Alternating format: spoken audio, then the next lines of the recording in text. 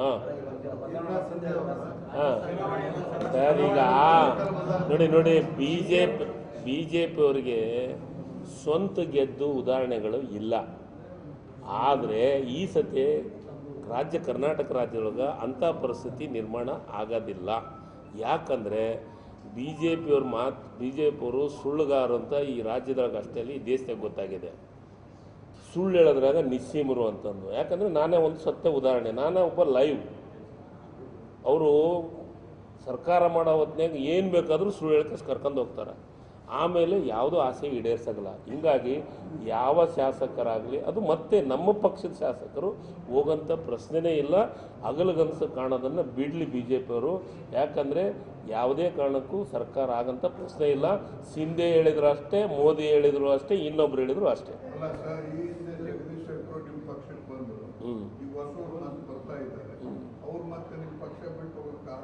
ಸರಿ, ಈಗ ಆ ಪಕ್ಷಕ್ಕೆ ಬರ್ತಾರ ಹೋಗ್ತಾರೆ, ಅವ್ರ ಬಗ್ಗೆ ಯಾಕೆ ತಲೆ ಕೆಡ್ಸೋಣ? ನಾವು ಜಗದೀಶ್ ಶೆಟ್ಟರ್ ಬಗ್ಗೆ ನಮ್ಗೆ ಏನು ಅಂತ ಟೆನ್ಷನ್ ತೊಗೊಳೋಂಥ ಅವಶ್ಯಕತೆ ಇಲ್ಲ. ಬಂದವ್ರನ್ನ ಪ್ರೀತಿ ವಿಶ್ವಾಸದಿಂದ ಸ್ವೀಕಾರ ಮಾಡ್ತೀವಿ.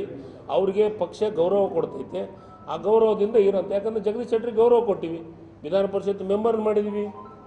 ಹಾಂ, ಅವ್ರಿಗೆ ಪಾರ್ಟಿ ಟಿಕೆಟ್ ಕೊಡ್ತು, ಕೊಟ್ಟ ಮೇಲೆ ಹೋದ್ರಿಂದ ಏನು ಮಾಡೋಕ್ಕಾಗತ್ತು? ಅವ್ರು ಹೋಗೋರ್ನ ಯಾರನ್ನೂ ಬೇಡ ಅನ್ನೋಂಗಲ್ಲ, ಬರೋರ್ನ ಯಾರನ್ನೂ ಬೇಡ ಅನ್ನೋಕ್ಕಾಗಲ್ಲ.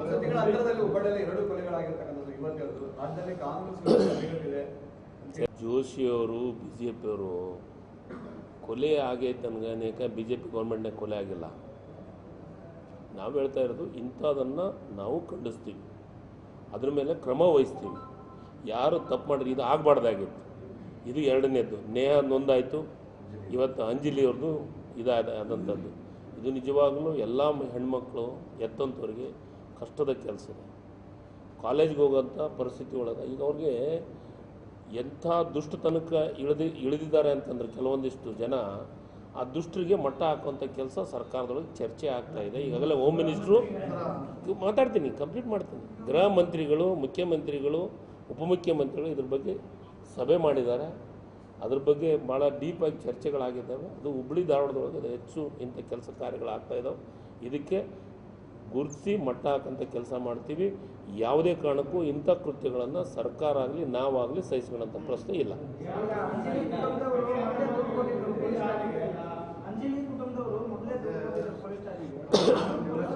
ನಾನು ಸರ್, ಈಗ ಯಾರು ಅಂಥ ಅಧಿಕಾರಿಗಳ ಕ್ರಮ ತಗೊಂಡಿಲ್ಲ, ಆ ಅಧಿಕಾರಿಗಳನ್ನು ಕ್ರಮ ವಹಿಸಿದ್ದಾರೆ. ಈಗಾಗಲೇ ಸಸ್ಪೆಂಡನ್ನು ಮಾಡಿದ್ದಾರೆ. ಸುಮ್ಮನೆ ಬಿಡೋಕ್ಕಂತೂ ಆಗೋದಿಲ್ಲ. ಸರ್ಕಾರ ಭಾಳ ಚೆನ್ನಾಗಿ ಕೆಲಸವನ್ನು ನಿರ್ವಹಣೆ ಮಾಡ್ತಾಯಿದ್ದೀವಿ. ಹಿಂದೆ ಬಿ ಜೆ ಪಿ ಸರ್ಕಾರದೊಳಗೆ ಈ ಕೊಲೆ ಆಗಲಿ ರೇಪ್ಗಳಲ್ಲಿ ಆಗಿಲ್ಲ.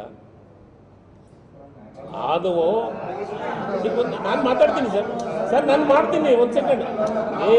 ಇವತ್ತ ಬಸವರಾಜ್ ಸರ್, ನಾನು ಹೇಳೋದು ಪೂರಾ ಕಂಪ್ಲೀಟ್ ಕೇಳ್ರಿ.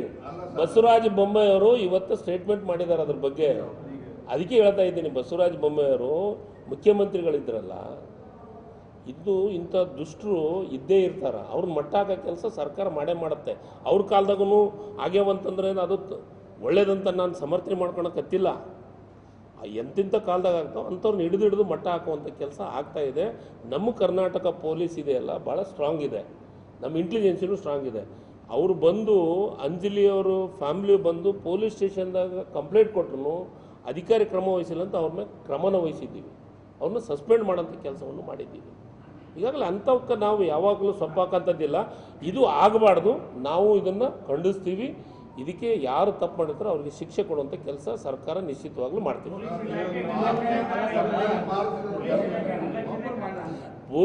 ಪೊಲೀಸ್ ಇಲಾಖೆ ನಿರ್ಲಕ್ಷ್ಯ ಅಲ್ಲ. ಈಗ ಕೆಲವೊಂದಿಷ್ಟು ಈಗ ಅವ್ರ ಮನೆಗೆ ಬರ್ತಾರೆ ಅಂಥದ್ದೆಲ್ಲ ಮಾಡ್ತಾರೆ ಅಂದರೆ ಇಂಥವ್ರನ್ನೆಲ್ಲ ಐಡೆಂಟಿಫೈ ಮಾಡೋಂಥ ಕೆಲಸ ಸರ್ಕಾರ ಮಾಡುತ್ತೆ. ಅದಕ್ಕೆ ಶಿಕ್ಷೆ ಕೊಡುವಂಥ ಕೆಲಸ ಮಾಡ್ತೀವಿ. ಸರ್, ಈಗ ಪ್ರಜ್ವಲ್ಲ ರೇವಣ್ಣವ್ರನ್ನ ಕರ್ಕೊಂಬರ್ಬೇಕಾಗಿದ್ದು ಕೇಂದ್ರ ಸರ್ಕಾರ, ಅವ್ರ ಮಿತ್ರರು. ಯಾಕಂದರೆ ಅವರು ವಿದೇಶದಾಗಿದ್ದಾರೆ. ಕರ್ನಾಟಕದಾಗ FIR ಆಗಿದೆ. ಕರ್ನಾಟಕದ SIT ಅವರು ಅದ್ರ ಬಗ್ಗೆ SIT ಅವರು ನೋಡಿ, SIT ಅವರು ಈಗಾಗಲೇ ಅದಕ್ಕೆ ನಮ್ಮ ಸರ್ಕಾರದಿಂದ CBIಗೆ ರೆಫರ್ ಮಾಡಿದ್ದಾರೆ. ಆಮೇಲೆ ಮುಖ್ಯಮಂತ್ರಿಗಳು ಕೇಂದ್ರ ಸರ್ಕಾರದ ಕೇಂದ್ರ ಮಂತ್ರಿಗೆ, ಗೃಹ ಮಂತ್ರಿಗಳಿಗೆ ಪತ್ರ ಬರೆದಿದ್ದಾರೆ. ನಾವು SIT ಅವರು ಕೆಲಸ ಮಾಡ್ತಾರೆ. ಅದಕ್ಕೆ ಪೂರಕವಾಗಿ ವಿದೇಶದೊಳಗಿರೋದ್ರಿಂದ ಇದಕ್ಕೆಲ್ಲ ಕೇಂದ್ರ ಸರ್ಕಾರದ ಸಹಕಾರ ಭಾಳ ಮುಖ್ಯ ನಮಗೆ. ಕೇಂದ್ರ ಸರ್ಕಾರದವರು ಅದಕ್ಕೆ ಸಹಕಾರವನ್ನು ಇಲ್ಲ, ನನಗೇನು ಅನಿಸುತ್ತೆ, ಇಷ್ಟು ಜಿಲ್ಲಾ ಇದನ್ನೆಲ್ಲ ನೋಡಿದರೆ ಅವ್ರು ಹಿಡ್ಕೊಂಬರೋದು ನೋಡಿದ್ರೆ ಸಹಕಾರ ಕೊಡ್ತಾ ಇಲ್ಲ. ಯಾಕಂದರೆ ಅವ್ರು ಮಿತ್ರ ಪಕ್ಷ ಇರೋದ್ರಿಂದ ಅವ್ರು ಕೊಡೋಕತ್ತಿಲ್ಲ. ಅವ್ರನ್ನ ಸೇಫ್ ಮಾಡೋಂಥ ಕೆಲಸ ಕೇಂದ್ರ ಸರ್ಕಾರದವ್ರು ಮಾಡಿದ್ರೆ, ಆದ್ರೂ ಕೇಂದ್ರ ಸರ್ಕಾರದವರು ಸಾಧ್ಯ ಇದ್ದಷ್ಟು ಕರ್ನಾಟಕ ರಾಜ್ಯದ ಮೇಲೆ ಹಾಕಿದ್ರೆ, ಯಾಕಂದ್ರೆ ನಮ್ಮ ರಾಜ್ಯದಾಗಿದ್ದರೆ ಎಲ್ಲಿದ್ದರೂ ಹಿಡ್ಕೊಂಬಂದು ಕುಂದಿರ್ಸ್ತಿದ್ವಿ, ಯಾವುದು ಬಿಡ್ತಿದ್ದಿಲ್ಲ. ನಮ್ಮ ದೇಶದಾಗಿದ್ದು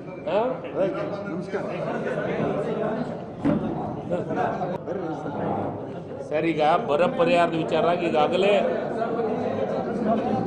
ಅಲ್ಲೆಲ್ಲ ಹಾಕಿದ್ದೀವಿ. ಹಂತ ಹಂತವಾಗಿ ಎಲ್ಲರಿಗೂ ರೈತರಿಗೆ ಎಲ್ಲೆಲ್ಲಿ ಲಿಸ್ಟ್ ಇದೆ, ನಮ್ಮಲ್ಲಿ ಏನು ಲಿಸ್ಟ್ ಇದೆ, ಎಲ್ಲಿ ಬೆಳೆ ಹಾನಿ ಆಗಿದ್ದು ಅವತ್ತು ಪರಿಹಾರದಕ್ಕೆ ಅಧಿಕಾರಿಗಳು ಲಿಸ್ಟ್ ಏನು ಮಾಡಿದರೆ ಅದ್ರ ಪ್ರಕಾರ ಪ್ರತಿಯೊಂದನ್ನು ಮುಗಿಸುವಂಥ ಕೆಲಸ ಮಾಡ್ತಾರೆ. ಆರ್ಟಿಕಲ್ಚರ್ ಕ್ರಾಪು ಮತ್ತು ಇದ್ರ ಕ್ರಾಪಿಗೆ ಎಲ್ಲಿ ನಾಶ ಆಗಿದೆ, ನೀರಿಲ್ಲಾರ್ದ ಎಲ್ಲೆಲ್ಲಿ ತೊಂದರೆ, ಅದು ನಾರ್ಮ್ಸ್ ಏನಿದೆ ಇಲ್ಲ ನಾರ್ಮ್ಸ್, ಆ ನಾರ್ಮ್ಸನ್ನು ಬಿಟ್ಟು ಆ ನಾರ್ಮ್ಸ್ನೊಳಗೆ ಏನೇನಿದೆ ಆ ಲಿಸ್ಟ್ ಪ್ರಕಾರ ಕೊಡ್ತಾ ಇದ್ದೀವಿ.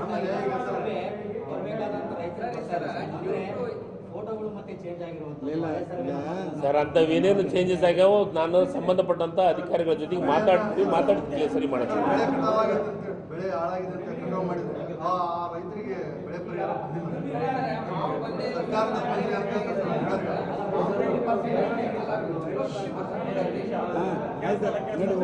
ಎರಡು ತಿಂಗಳದ್ದು ಸರ್, ಈಗಾಗಲೇ ಮಾಹಿತಿ ತಗೊಂಡಿನಿ. ಈ ತಿಂಗಳಾದರೆ 3 ತಿಂಗಳಾಗುತ್ತೆ.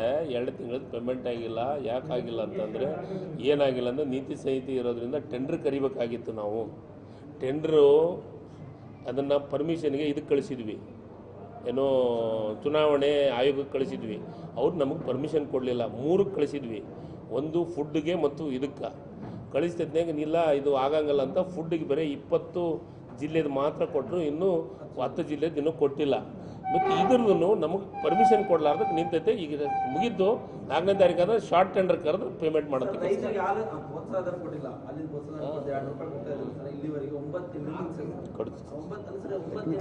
ಸರ್, ಈಗ ಸಣ್ಣ ಪುಟ್ಟ ಟೆಕ್ನಿಕಲ್ ಪ್ರಾಬ್ಲಮ್ ಇರ್ಬೋದು, ಅದು ಸರಿ ಮಾಡ್ತೀವಿ. ಇನ್ನೇ ಕೇಳ್ತೀರಾ, ಇನ್ನೂ ಕೇಳ್ತೀರಾ? If you like this video ಬೇಗ ಲೈಕ್ ಮಾಡಿ, ಕಮೆಂಟ್ ಮಾಡಿ, ಶೇರ್ ಮಾಡಿ ಹಾಗೂ ಅಲೋ ಟಿವಿ ಕನ್ನಡವನ್ನ ಸಬ್ಸ್ಕ್ರೈಬ್ ಮಾಡಿ.